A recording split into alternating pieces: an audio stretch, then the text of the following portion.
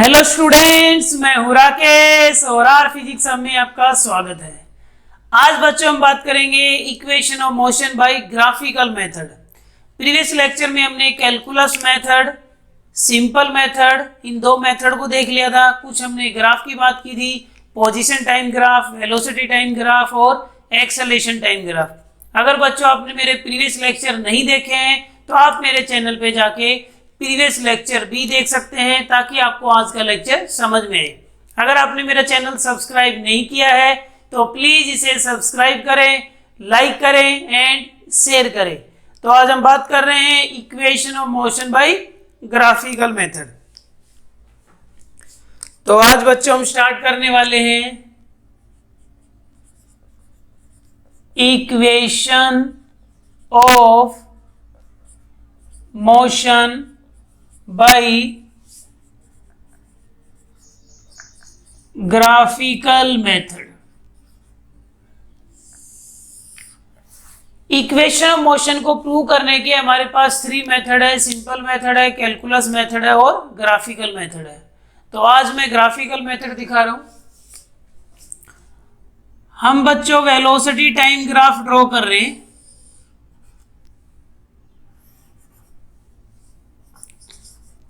Velocity और यहां पे टाइम। हम वेलोसिटी टाइम ग्राफ ड्रॉ कर रहे हैं यूनिफॉर्म एक्सेलरेशन के लिए और इनिशियल वेलोसिटी 0 नहीं है। तो ग्राफ कैसा होगा आपको पता ही है, यहां से स्टार्ट होगा। ये ग्राफ होगा A B. This is the condition of uniform acceleration when initial velocity is not 0। Means graph यहां से स्टार्ट होगा। ये आपका इनिशियल वेलोसिटी u और बच्चों ये आपका फाइनल वेलोसिटी यहां तक, यहां से लेके यहां तक ये फाइनल वेलोसिटी हो गया। ठीक है, तो यहां से लेके यहां तक c तक, ए से सी आपका फाइनल वेलोसिटी हो गया v और ये o से ए u हो गया और o से c v हो गया। ठीक है, तो ये आपका वेलोसिटी टाइम ग्राफ हो गया उस कंडीशन का जब आपका एक्सेलरेशन क्या है बच्चों, यूनिफॉर्म है। ठीक है, अब हमें क्या करना है, इसमें हमें 3 इक्वेशन प्रूव करनी है। तो इस लाइन के अंडर ये एरिया होगा, area under the line D और ये ई। ठीक है, ये टाइम मान लेते हैं, ओ से ई तक का टाइम लेट कर लेते हैं टी। तो ये टाइम भी क्या होगा, टी, और ये एंगल लेट कर लेते हैं थीटा। तो ये वेलोसिटी टाइम ग्राफ हमने लास्ट क्लास में भी ड्रॉ किया होगा, तो आपको वहां से भी समझ में आ गया होगा। तो ये वेलोसिटी टाइम ग्राफ है। अब फर्स्ट इक्वेशन प्रूव करनी है। फर्स्ट इक्वेशन बच्चों है v is equals to u plus a t. First equation है v is equals to u plus a t. हमें पता है वेलोसिटी टाइम ग्राफ का स्लोप क्या देगा। मैंने कहा था बच्चों डिवाइड करने से स्लोप मिलेगा। अगर हम डिवाइड करें तो डिवाइड करने से स्लोप मिलेगा। स्लोप का मतलब tan थीटा मिलेगा। और ये हम डिवाइड करें वेलोसिटी अपॉन टाइम को, तो वेलोसिटी अपॉन टाइम को डिवाइड करें तो हमें क्या मिलेगा, एक्सेलरेशन।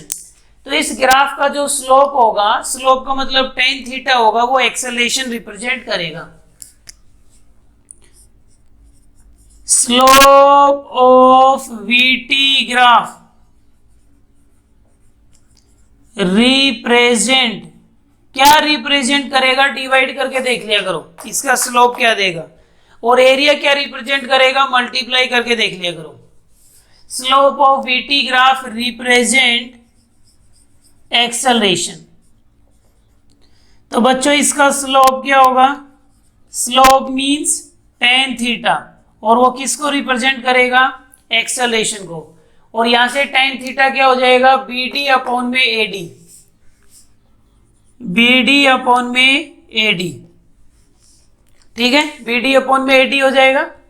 अब मुझे ये बताओ बी टी कितना होगा, ये u है और ये कंप्लीट वैल्यू v, तो ये वैल्यू कितना आ जाएगा v माइनस यू, तो ये v माइनस यू आ जाएगा, तो आ जाएगा v माइनस यू, और ए टी का वैल्यू कितना है t, तो ये हो जाएगा t। तो एक्सेलेरेशन बच्चों कितना आ गया v minus u by t, cross multiply करो, ए टी हो गया v माइनस यू, u इस साइड आ जाएगा, v equals to u plus a t. तो ग्राफिकल इक्वेशन में कुछ नहीं करना, इसी ग्राफ से तीनों इक्वेशन प्रूव कर दूंगा। बस ये देखना है बात स्लोप की है या एरिया की। स्लोप से आपको डिवाइड करना पड़ेगा, एरिया के लिए मल्टीप्लाई करना पड़ेगा। अब बच्चों हम बात कर रहे हैं second equation, s is equals to u t plus half of a t square.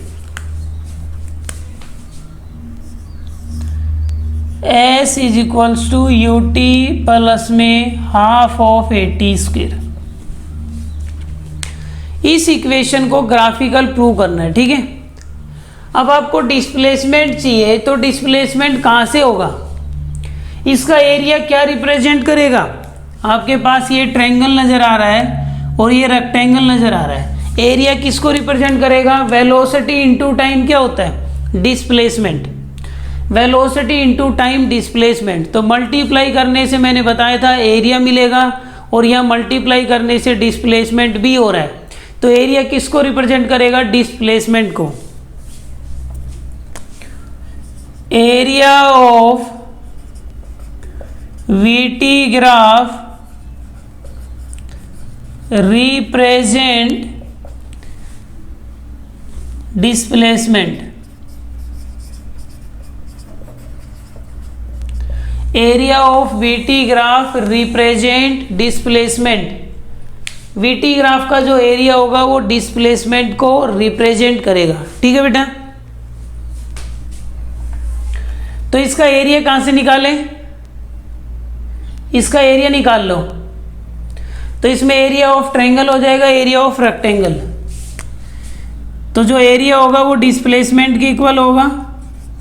तो एरिया किसको रिप्रेजेंट करेगा, डिस्प्लेसमेंट को, एस को। तो एस क्या होगा, एरिया ऑफ रेक्टेंगल प्लस में एरिया ऑफ ट्रायंगल, यही होगा। एरिया ऑफ रेक्टेंगल प्लस में एरिया ऑफ ट्रायंगल। रेक्टेंगल का एरिया बोलो, L इंटू बी हो जाएगा, U इंटू टी हो जाएगा, प्लस एरिया ऑफ ट्रायंगल कितना हो जाएगा, 1/2 बेस इंटू हाइट। बेस कितना है t और हाइट कितना है v माइनस यू, तो t into v minus u, ठीक है। इस इक्वेशन में क्या नहीं है, ध्यान से देखो, इसमें फाइनल वेलोसिटी नहीं है, तो फाइनल वेलोसिटी का वैल्यू पुट कर सकते हैं u plus a t, v is equals to u plus में ए टी। एस हो जाएगा बच्चों यू टी प्लस में हाफ ऑफ टी, v को पुट कर दो u plus a t minus u, तो u से u कैंसिल हो जाएगा। तो s कितना आ गया, यू टी प्लस में हाफ ऑफ ए टी, यहाँ से t यहाँ से, ए टी स्क्वेयर हो जाएगा, a ये टी स्क्वेयर। तो बच्चों ये आपका सेकंड इक्वेशन भी प्रूव हो गया, कुछ नहीं करना है। फर्स्ट इक्वेशन प्रूव हो जाएगी स्लोप से, सेकंड इक्वेशन प्रूव हो जाएगी एरिया से। स्लोप वीटी ग्राफ का एक्सेलेरेशन देगा और एरिया आपको डिस्प्लेसमेंट देगा। तो कुछ नहीं करना, बस एरिया निकालना है, वही डिस्प्लेसमेंट होगा। फिर आपको क्या करना है, फाइनल वेलोसिटी इसमें प्रेजेंट नहीं है, तो फर्स्ट इक्वेशन से v को u प्लस ए टी से रिप्लेस कर दो, आपका सेकंड इक्वेशन भी ग्राफिकल प्रूव हो जाएगा। अब बच्चों मैं बात कर रहा हूँ थर्ड इक्वेशन की। थर्ड इक्वेशन हमारी क्या है, you all know v square minus u square is equals to 2as। ये हमारी थर्ड इक्वेशन है। थर्ड इक्वेशन की खास बात यह है बच्चों, इसमें टाइम प्रेजेंट नहीं है, लेकिन डिस्प्लेसमेंट की तो रिक्वायरमेंट है, तो हमें डिस्प्लेसमेंट तो चाहिए। Area of VT graph represent what, displacement. तो हमने इसका एरिया निकाला, एरिया कैसे निकालेंगे, एरिया ऑफ रेक्टेंगल प्लस में एरिया ऑफ ट्रायंगल। तो इस लाइन के नीचे का एरिया आ जाएगा। एरिया अंडर दी कर्व लेते हैं, कर्व का मतलब वो लाइन हो या कोई भी चीज हो। तो इस लाइन के नीचे जितना भी एरिया है, ये वाला एरिया नहीं, दिस वन और दिस वन, ये एरिया क्या रिप्रेजेंट करेगा, डिस्प्लेसमेंट। तो एरिया ऑफ रेक्टेंगल क्या होगा, L into b u t हो गया। एरिया ऑफ ट्रायंगल क्या होगा, 1/2 बेस टी इंटू में हाइट v माइनस यू। यहाँ तक क्लियर हो गया। लेकिन प्रॉब्लम ये है इस इक्वेशन में टाइम नहीं है, तो हमें टाइम को इलिमिनेट करना है बस।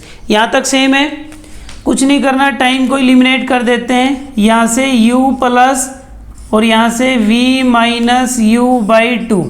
मैंने बच्चों t को कॉमन ले लिया, t कॉमन ले लिया, फिर यहाँ बच गया u, यहाँ v माइनस यू बाई 2। यहाँ तक बात क्लियर है। अब एलसीएम ले लो, एलसीएम लेंगे 2, यहाँ जाएगा 2u और यहाँ जाएगा v माइनस यू इंटू में t। इतनी बात भी क्लियर है। 2 यहाँ जाएगा और यहाँ v माइनस यू आ जाएगा। अब देखो यहाँ पे v है 2u और माइनस यू, तो एक u बच जाएगा प्लस का और एक v। तो ऐसे बच्चों क्या हो जाएगा, v और एक u, v plus you by 2 into में t। ये इक्वेशन 1। अब प्रॉब्लम ये है इसमें टाइम नहीं है, समस्या हो गई। अब टाइम को एलिमिनेट करने का तरीका है, फर्स्ट इक्वेशन से जो हमने स्लोप निकाला था, स्लोप क्या रिप्रेजेंट करेगा, स्लोप इसका tan थीटा होगा, जो किसको रिप्रेजेंट कर रहा है, एक्सेलरेशन को। तो वो कितना हो जाएगा tan थीटा, यहाँ से v minus u by T, v minus u by T. तो यहाँ से टाइम का वैल्यू निकाल लो, टाइम का वैल्यू कितना आ जाएगा, v माइनस यू बाई ए, ये टाइम का वैल्यू आ जाएगा। अब ये t का वैल्यू यहाँ पुट कर देंगे फ्रॉम 1 and 2।